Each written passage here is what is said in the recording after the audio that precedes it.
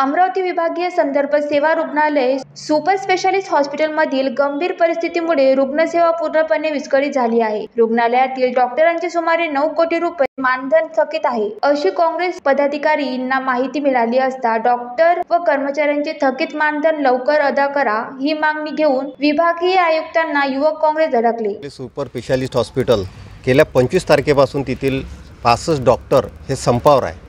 त्याचं कारण असं की त्यांचा जो मानधन निधी असतो सर्जरीचा, त्या निधीचे 9 कोटी रुपये सरकारने त्यांना आतापर्यंत पोचवले नाही। या जे त्यांचा जो मानधन त्यांनी पोचवला नाही, याच्यात पेशंटचे एवढे हाल होत आहे की 11 असे पेशंट आहे की त्यांची किडनी ट्रान्सप्लांटचा शस्त्रक्रिया बाकी आहे।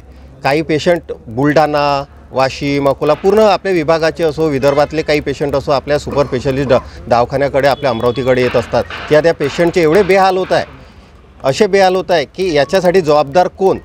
आम्ही आज विभागीय आयुक्त मॅडमला हे निवेदन देण्यात आलेलं आहे की बा लवकरात लवकर ह्या डॉक्टर लोकांचा याच्यावर ह्या समस्येवरती लवकर निर्णय लावावा। जर यांनी निर्णय लावला नाही तर गेल्या 2 ते 3 दिवसात आम्ही सुपर स्पेशालिस्ट हॉस्पिटल येथे मोठ्या ताकदीने आंदोलन करू, अशी आम्ही इथून सूचना देतो।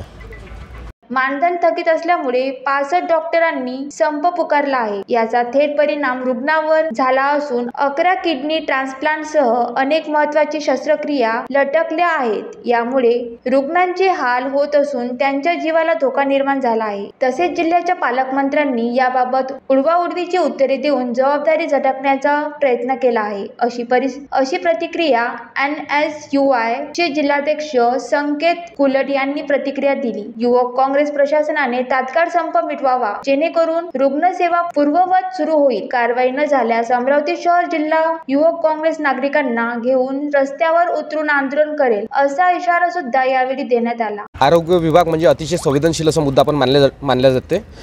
जर कुठे ॲम्ब्युलन्स सुद्धा जर ट्रॅफिकमध्ये अडकली असती तर आपण लवकरात त्याला मार्ग काढून देतो, परंतु गेल्या 25 तारखेपासून आपल्या आरोग्य विभागातील जे अधिकारी आहेत ते उपोषणास बसलेले आहेत, परंतु अजून सुद्धा त्याच्यावर काही तीळ मात्र आपल्या पालकमंत्र्यांनी सुद्धा ॲक्शन घेतली नाही। मुख्यमंत्री तर अकार्यक्षम आहेत पूर्णपणे, त्यांच्यावर बोलण्यात काही अर्थ नाही आहे।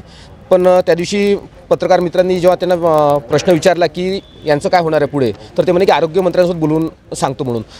आरोग्य विभागाचा एवढा संवेदनशील मुद्दा आहे, त्यांनी तिथूनच फोन लावायला पाहिजे होता आरोग्यमंत्र्यांना, आणि याच्यावर काय आहे तुम्ही कधी रूपरेषा पुढची कशी काय तर लगेच विचारून उत्तर द्यायला पाहिजे होतं। परंतु त्यांचं जे उत्तर दिलं आहे ते एकदम उडाउडीचे उत्तर आहे। त्यामुळे त्यांना अजून जागरूक करण्यासाठी त्या आरोग्य अधिकाऱ्यांच्या आणि सर्व पाठीशी उभे राहण्यासाठी आज आम्ही विभागीय आयुक्त कार्यालयात एक जागृती म्हणून त्यांना एक निवेदन दिलेलं आहे। जर लवकरात लवकर याच्या जर पर्याय काढला नाही तर आम्ही तीव्र आंदोलन उभारणार आहोत। Vidarbha city news Amravati.